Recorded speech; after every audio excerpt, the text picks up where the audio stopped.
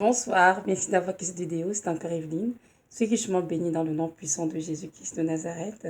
Aujourd'hui, nous sommes le 16 janvier 2019 et je viens continuer l'enseignement sur l'amour de Dieu. J'en ai fait quelques vidéos, j'en ai fait 3 déjà. J'ai fait la première vidéo qui parlait de l'amour de Dieu, la seule chose dont tu as véritablement besoin. La seconde vidéo parlait de l'amour de Dieu est immuable, c'est-à-dire ne varie pas. Ce sont les temps, ce sont les circonstances, mais il est le même, il ne change pas, il est éternel, inconditionnel, ne périt point.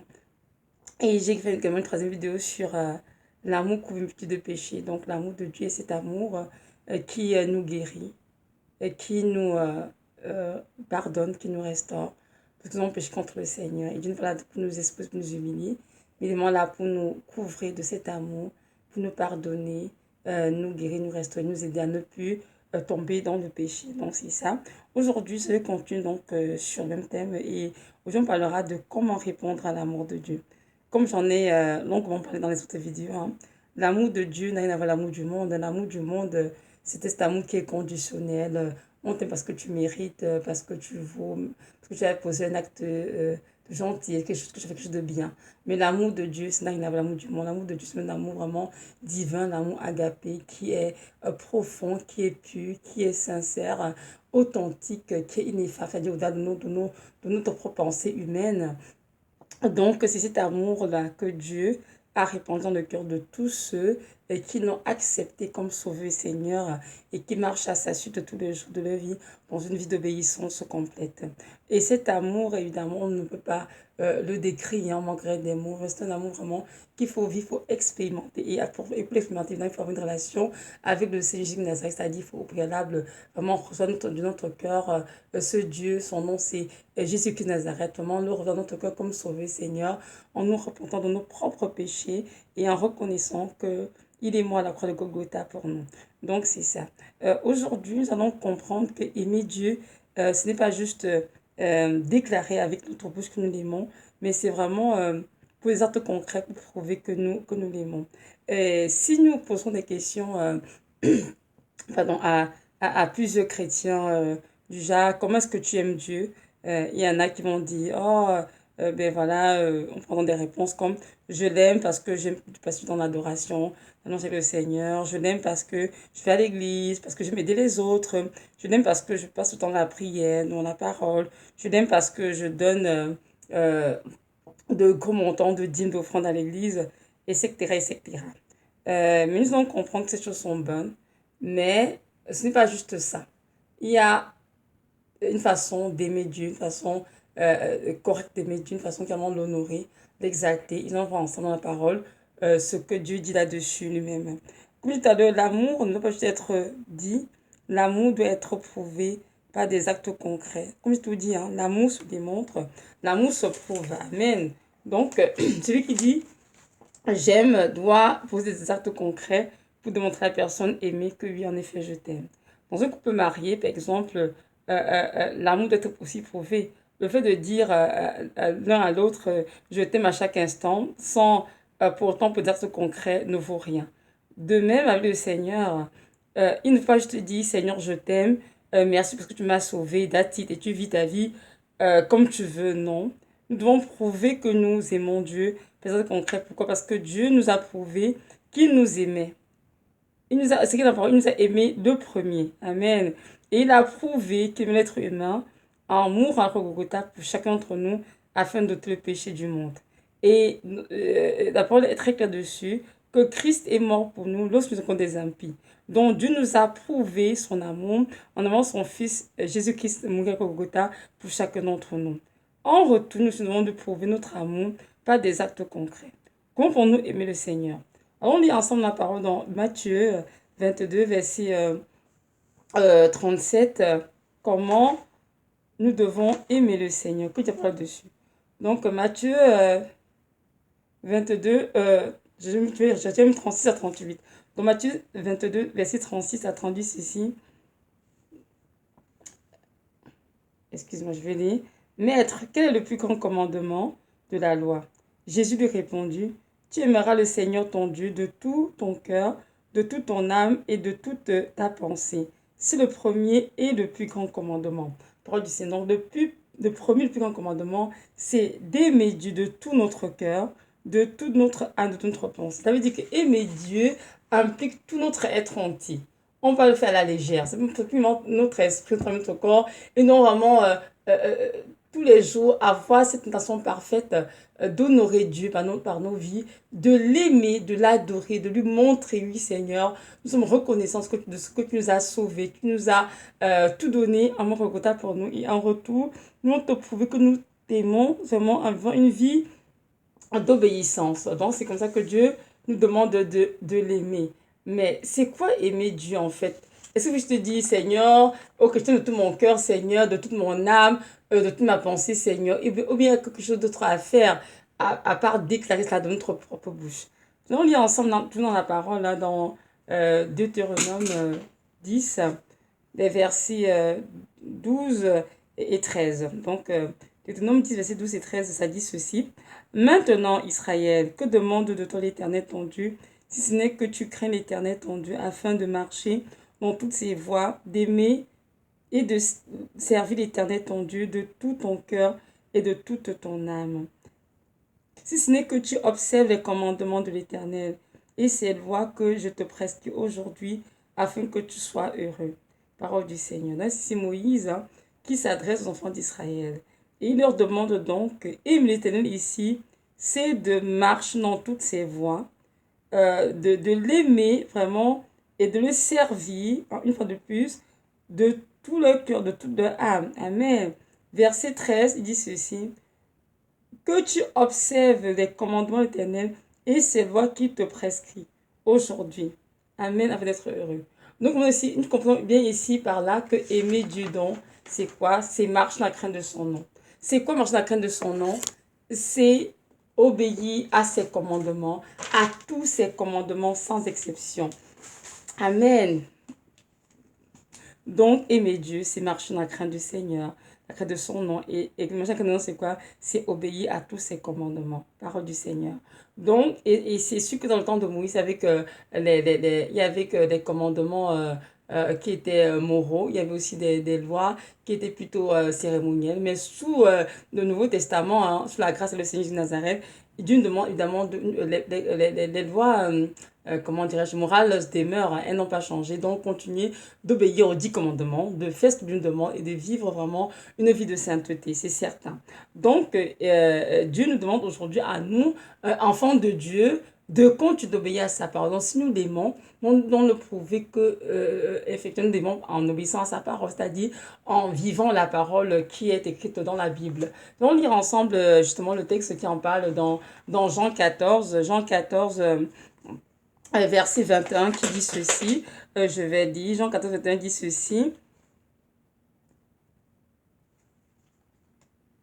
Non, je dis, oh non, non, non, désolé.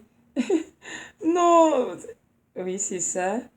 Jean 14, verset, voilà, 21 dit ceci.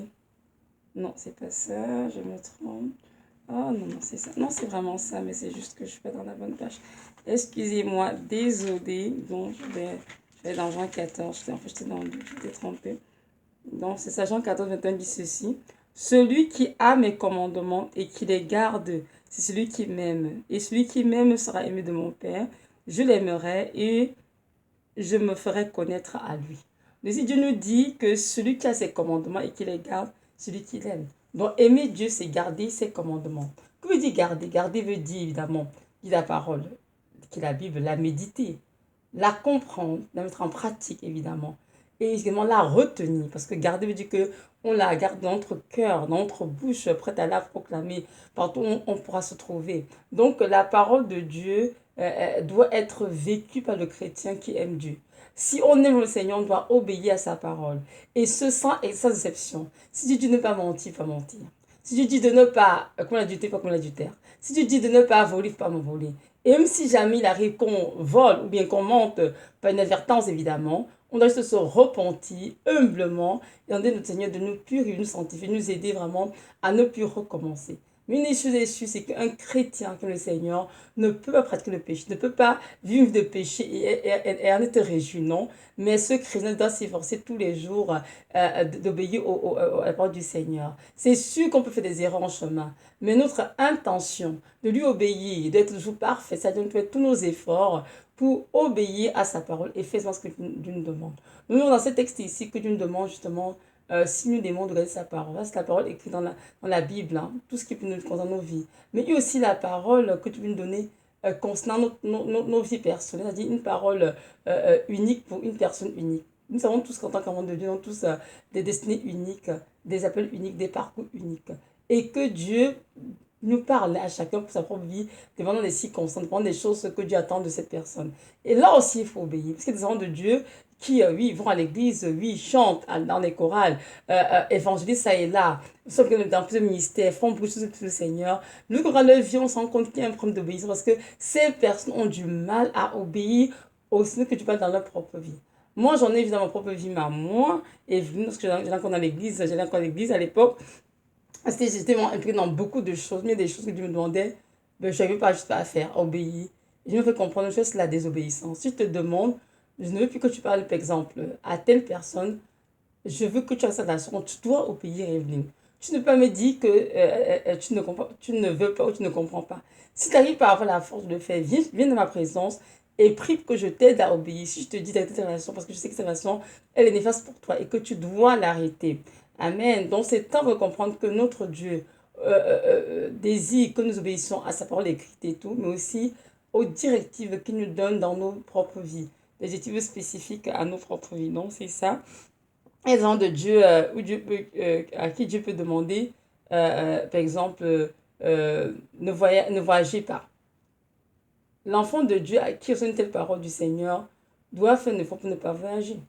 Si Dieu te dit que tu ne vas plus en Afrique tous les étés, par exemple, tu ne dois pas aller en Afrique. Tu dois obéir au Seigneur. Si tu es en Afrique, tu es en train de pécher. Si Dieu te dit, par exemple, change d'emploi et va faire tel autre type d'emploi, mais change d'emploi, mais reste à la maison, pour me servir à temps plein, tu dois aussi obéir. Si tu n'obéis pas à cela, c'est que tu es dans le péché. Si Dieu te dit, va prêcher ma parole dans telle ville, dans tel village, dans tel pays, et que tu ne le fais pas, tu es en train de désobéir au Seigneur. Donc, comprenons bien que c'est parce que nous voulons voir ou nous voulons croire qui contre le Seigneur, mais c'est vraiment ce que Dieu nous demande de faire. Et si nous n'étions le Seigneur, nous devons obéir au Seigneur, tout simplement. Nous ne pouvons pas nous permettre de dire oh, Seigneur, je t'aime, je t'adore toute ma vie, Seigneur, et fais ce que nous dans notre vie. Non. Si nous aimons le Seigneur vraiment de tout notre cœur, toute notre âme, toute notre force, nous devons vraiment prendre la peine non seulement de chercher sa volonté dans nos vies, dans chaque domaine de nos vies, et aussi être prompt à nous soumettre sa volonté et à obéir. Et même si c'est difficile d'obéir au Seigneur, il est tout là pour nous aider à obéir le Seigneur.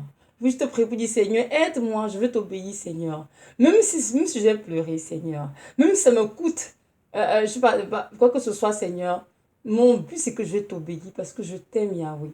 Et Dieu, que je connais, viendra dans sa grâce nous donner cette capacité surnaturelle d'obéir à ce qu'il nous demande. Malheureusement, il y a beaucoup d'enfants de Dieu qui, comme tout à l'heure, qui vont prêcher l'évangile, qui vont aller à l'église, faire plein de choses pour le Seigneur. Mais lorsqu'on regarde la vie de près, on sent que les de Dieu ne veut pas partir la parole. Ils ne font pas la sanctification du tout. Et même quand Dieu parle dans leur propre vie, ils ne sont pas capables d'écouter le Seigneur, de faire ce que Dieu leur demande. Alors, ce qui fait que tout ce qu'ils font pour le Seigneur devient égal à zéro, tout simplement. Quoi, parce que pour le Seigneur, il écrit la parole très claire dans Samuel, l'obéissance même que le sacrifice. Donc, c'est important de choisir d'obéir au Seigneur et rien qu'à lui seul. Je vais lire un texte toujours dans Jean 14, mais le verset 24, qui dit ceci. Pardon. Celui qui ne m'aime pas ne garde point mes paroles. Et la parole que vous entendez n'est pas de moi, mais du Père qui m'a envoyé. Parole du Seigneur. Donc Jean 14, 24 nous dit clairement que celui qui ne garde pas la parole du Seigneur n'aime pas. Tout simplement. Donc si tu aimes le Seigneur et sa parole, si tu n'aimes pas, tu ne garderas pas sa parole. Et ici, vous dites tout à l'heure, ces paroles écrites dans la Bible, tous les lois qu'il faut respecter, aimer son prochain, ne mentir, ne pas voler, etc. Et deuxièmement, la parole que Dieu donne pour ta propre vie à toi, une parole spécifique pour donner une direction dans ta vie. il faut obéir au Seigneur.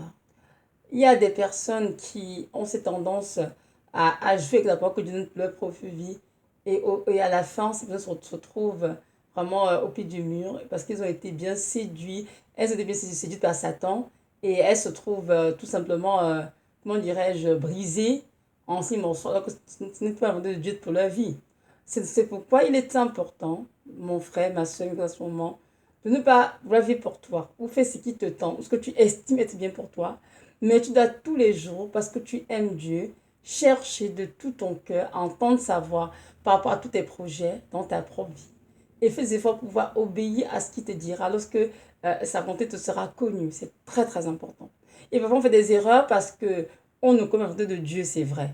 Mais lorsqu'on la connaît, c'est important vraiment de faire des efforts pour faire ce qu'il nous demande en fait. C'est très important.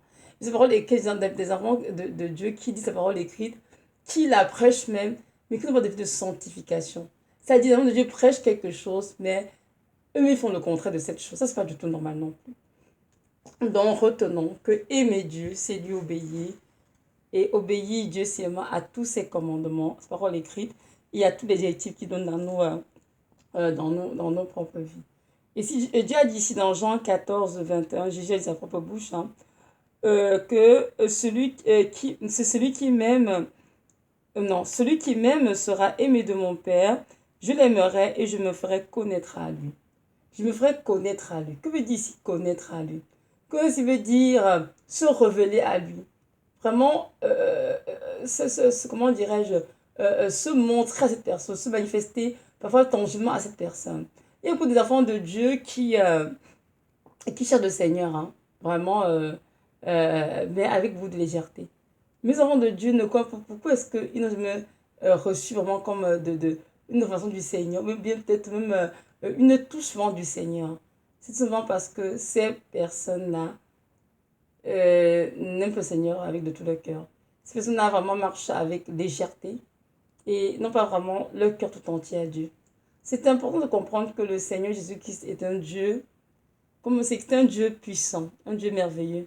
C'est un trésor caché qu'il faut chercher. Ah oui, il faut chercher pour le trouver. Et ça, je l'ai appris moi aussi durant les années. Que le Dieu qu'on croit qu'on le touche facilement, c'est pas vrai. C'est écrit je crois dans Jérémie 29. Si tu me cherches de tout ton cœur, je vais trouver par toi. C'est-à-dire qu'il y a des gens qui cherchent de tout leur cœur.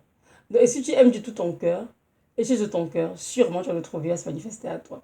Donc, je t'encourage vraiment à chercher de tout ton cœur, de toute ton âme, toute ta force, toute ta pensée, de l'aimer, de le chercher, il va se révéler à toi. Donc, notre Dieu nous appelle tous aujourd'hui à obéir à sa parole, à faire ce qu'il nous demande et arrêter d'avoir des prétextes, de ne pas obéir à ce qu'il nous demande. Notre Dieu est un Dieu qui nous a créés. Il sait très bien quelles sont nos forces, nos faiblesses, nos incapacités, nos limites, mais il est toujours là pour nous aider à avancer, pour nous aider à faire vraiment tout ce qu'il nous demande.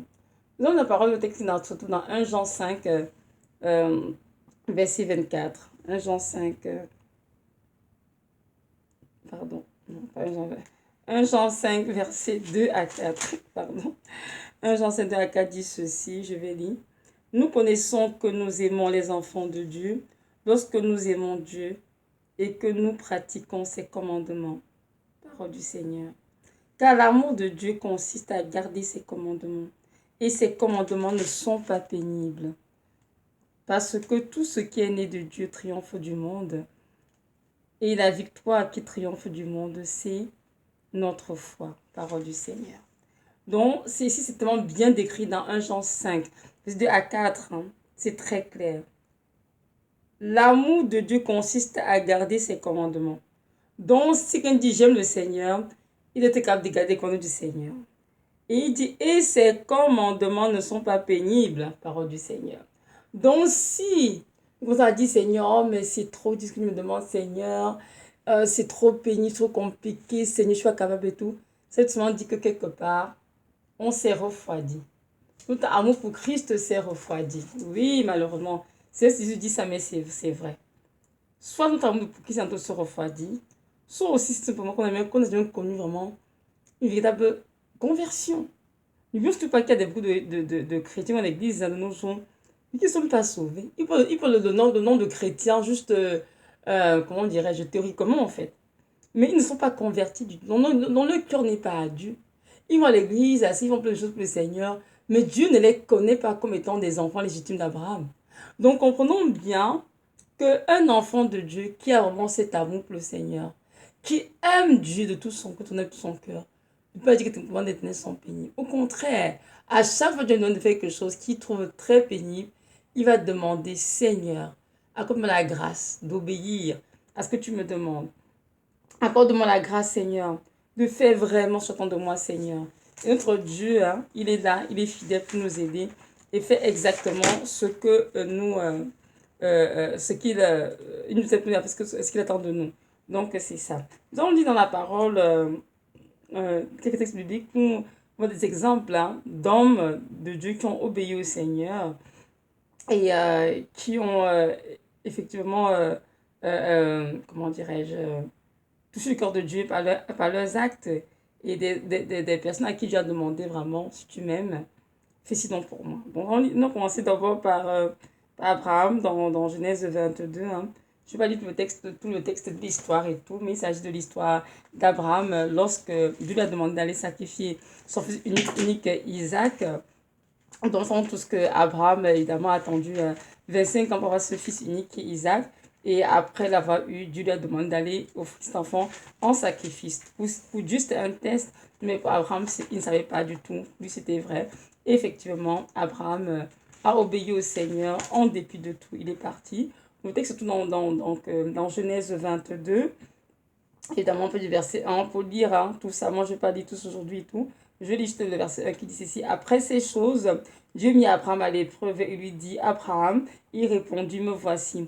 Dieu dit, prends ton fils, ton unique, celui que tu aimes, Isaac, va-t'en au pays de Moriba, et là offre-le en holocauste sur l'une des montagnes que je te dirai. Et on dit, Abraham se leva de bon matin, cela son âne et prit avec lui deux serviteurs et son fils Isaac. Donc tout ce qu'Abraham est allé jusqu'à la montagne, on le sait tous. Et arrivé à la montagne, il a construit l'hôtel, il a mis tout ce qu'il fait sur l'hôtel et tout. Et il a donc, je lis c'est parti du verset, oui, du verset 8, c'est ça, qui dit ceci. Abraham répondit à son fils, Dieu se prouvera lui-même de l'agneau pour l'Holocauste. Et ils marchaient tous deux ensemble. Lorsqu'il fut arrivé au lieu que Dieu lui avait dit, Abraham y éleva un autel et rangé de bois. Et il y a son fils Isaac. Et il mit sur l'autel, il le mit sur l'autel par-dessus le bois. Puis Abraham étendit la main et prit le couteau pour égorger son fils. Alors l'ange de l'Éternel l'appela des cieux et dit, Abraham, Abraham. Et il répondit, me voici. L'ange dit, n'avance pas ta main sur l'enfant et ne lui fais rien, car je sais maintenant que tu crains Dieu et que tu n'as pas refusé ton fils, ton unique. Parole du Seigneur. Vous voyez bien? Donc ici, Abraham a obéi au Seigneur parce qu'il craignait Dieu, parce qu'il aimait Dieu. Il a donc accepté d'offrir son fils unique, Isaac, en sacrifice, en holocauste, sur la parole du Seigneur. Même si c'était pénible pour lui. Je ne crois pas qu'Abraham soit allé offrir Isaac en chantonnant, étant dans la joie extrême, je ne crois pas. Je crois qu'il avait un cœur affligé, un cœur contrit, mais il a quand même choisi d'offrir, même si c'est avec des larmes, mais d'offrir quand même ce sacrifice. Et il est allé jusqu'au bout, et c'est donc Dieu qui a dit arrête, ne fais pas de mal à l'enfant. Et il a donc pourvu un bélier pour le faire de l'Holocauste à la place de Isaac. Donc comprenons bien que Abraham est notre père dans la foi, nous avons tous. Et nous avons tous marché et sur ses pas aussi. Il a obéi à Dieu parce qu'il aimait Dieu. Et il craignait Dieu. Donc nous aussi, si nous avons le Seigneur, nous avons marché dans sa crainte, obéir à tout ce qu'il nous demande. Aujourd'hui, il a demandé à Abraham de sacrifier son fils Isaac sur l'autel. Et Abraham a dit oui, il a fait. Aujourd'hui, dans notre vie, ça peut être comme, je ne sais pas moi, sacrifice que tu veux donner, ça peut être peut-être laisse tomber ton emploi ou bien change de pays, hein, je ne sais pas moi. Va dans notre pays peut-être moins, où tu seras moins confortable pour recevoir du Seigneur. Ça peut être aussi, par exemple, laisse tomber peut-être un certain style de vie que tu as pour pouvoir suivre le Seigneur. Donc, le script, ça peut être beaucoup, beaucoup de choses. Ça peut être vendre ta grosse maison remplie de beaucoup de choses et prendre une maison plus petite dans le but du Seigneur que tu auras pour aider les pauvres. Bref, ça peut être beaucoup de choses. Mais tout dit qu'il faut retenir que peu importe ce que nous demande, nous devons accepter d'obéir au Seigneur. Et je dis cela aussi en causant de cause, car je sais que des fois, j'obéis au Seigneur avec des larmes, avec beaucoup de pleurs. Mais il m'a dit, Evelyne, c'est ça le chemin, de passer par là, tu dois tout simplement obéir. Même ça te coûte des larmes, tu pleures, je comprends, je te soutiens, je te réconforte, mais tu dois tout de même obéir à ce que je te demande. Dans ce cas d'Abraham et tout, et puis le Seigneur, là, grandement récompense. Nous avons tout ça. C'est écrit dans Genèse 22. Le Seigneur dit ceci. Je vais lire verset 15. L'ange de l'Éternel appela une seconde fois Abraham des cieux et dit, je le jure par moi-même, parole de l'Éternel, parce que tu as fait cela et que tu n'as pas refusé ton unique, je te bénirai et je multiplierai ta postérité comme les étoiles du ciel et comme le sable qui est sur le bord de la mer. Et ta postérité possédera la porte de tes ennemis. Et toutes les nations de la terre seront bénies en ta postérité parce que tu obéis à ma voix. Parole du Seigneur. Donc, l'obéissance d'Abraham aujourd'hui peut dire ça qui nous a engendré tous. Ce sont tous les fils et les filles d'Abraham. Et nous pouvons bénir notre Père d'avoir obéi au Seigneur vraiment de tout son cœur, toute son âme, de toute sa pensée, même si lui en était très très difficile. Moi, je ne saurais me mettre à la place d'Abraham, honnêtement parlant, parce que je suis que j'aurais versé l'âme de mon corps, me connaissant, c'est sûr et certain. J'ai des enfants et tout, j'ai mes enfants, mais je sais que si l'un d'eux dans ce style de choses, ce serait trop difficile pour moi. Mais je loue vraiment son courage et tout son amour et sa crainte pour le Seigneur. Et je dis, mais Seigneur, pour notre Père Abraham, et aide-nous vraiment à marcher dans tes voies, à t'obéir pour qu'un jour puisse souvent le rencontrer au ciel, pouvoir échanger avec lui vraiment et puis en tout cas se réjouir avec lui dans ta présence. Donc c'est ça. Il y a également l'exemple de Pierre. Hein. Pierre, c'est dans Jean 21 justement. Dans Jean 21, nous voyons bien Jésus qui demande à Pierre plusieurs fois, Pierre, fils de Jean, est-ce que tu m'aimes? Et Pierre dit, je t'aime, Seigneur, dit, paie mes brebis. Voyez-vous, paie mes brebis. Donc, je vais chercher le texte qui se trouve dans Jean 21.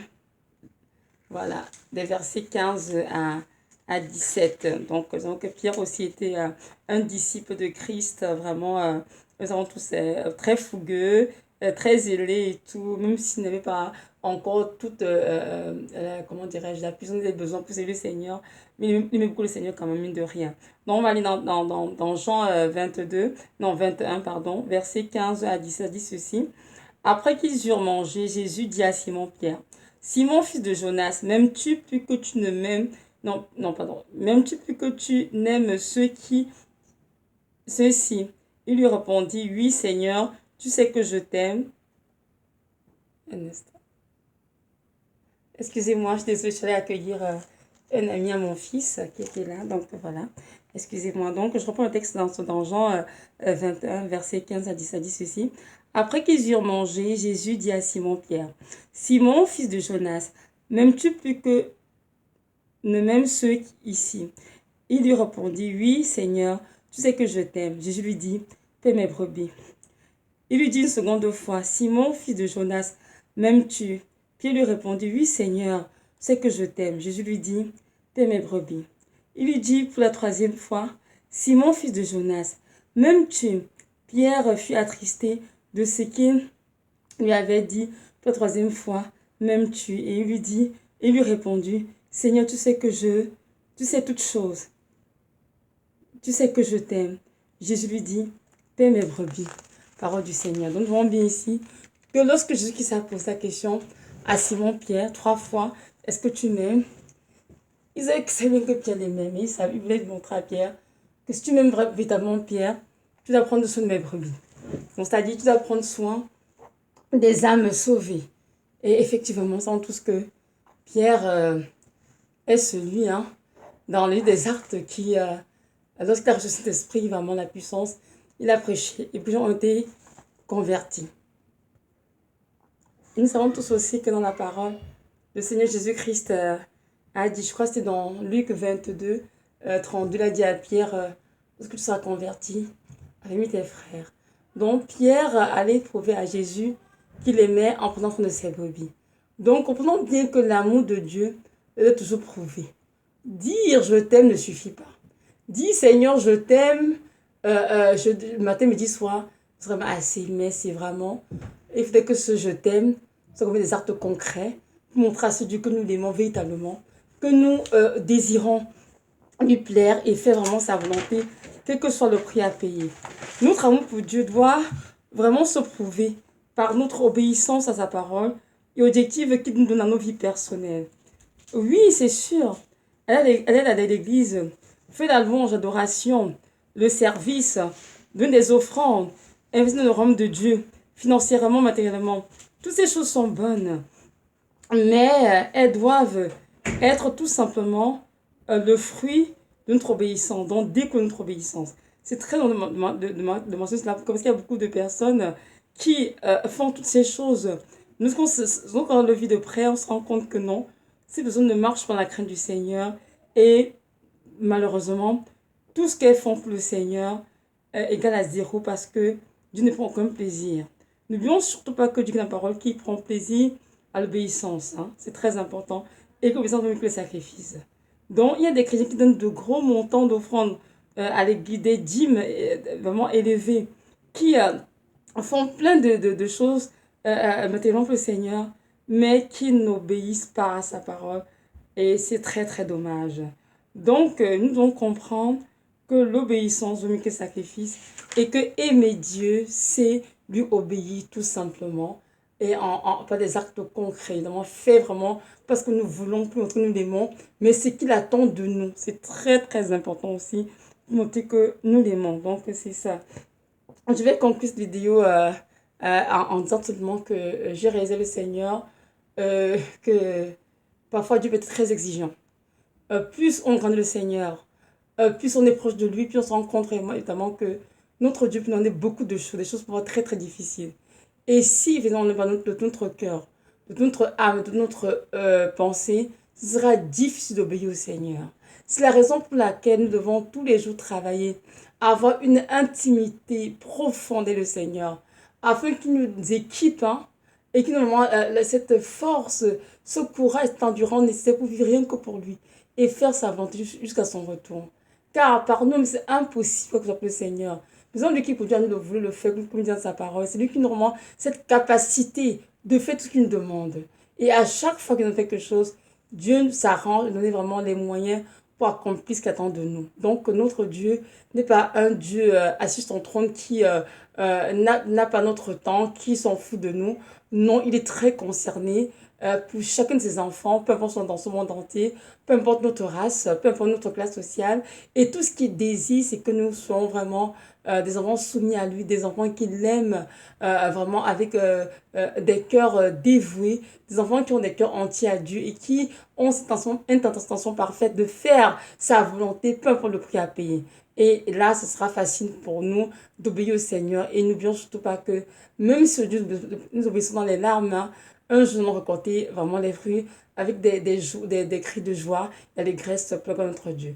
Donc c'est ça, je voudrais juste nous encourager à continuer vraiment de chercher ce Dieu qui est bon, qui est puissant, de prier pour nos familles afin qu'elles soient converties, de prier pour toutes les âmes hein, que Dieu nous montre qui sont dans les ténèbres afin qu'elles aussi soient éclairées et de savoir que nous n'avons pas été créés pour la terre mais pour le ciel. Notre patrie, elle est céleste, elle n'est pas terrestre. Donc c'est important de se souvenir qu'un jour, nous retournons dans notre maison et c'est important de vivre pour le Seigneur et rien que pour le Seigneur. Notre Dieu nous aime beaucoup, tendrement. Il est très patient, très compatissant. Il est constamment là à nos côtés pour nous aider vraiment à nous sanctifier, à nous purifier, à nous relever ce que nous tombons nos péchés et aussi à faire l'œuvre pour laquelle il nous a créés ici-bas. Et si chaque enfant de Dieu prends ce temps à le signer tous les jours, de sa face, assurément, nos vies ne seront plus jamais les mêmes. Donc, c'est ça. Soyez richement bénis dans le nom de Jésus. Et je veux que je veux que vous sachiez que Jésus-Christ vous aime puissamment, ardemment, et qu'il est là, toujours prêt à vous accueillir, peu importe ce que vous avez fait, peu importe ce que vous avez eu comme, comment dirais-je, comme problème dans vos vies. Dieu est là pour vous aimer et il n'attend que votre appel, votre cri, et il va courir à votre secours. Donc c'est ça. Soyez richement bénis dans le nom de Jésus. Amen.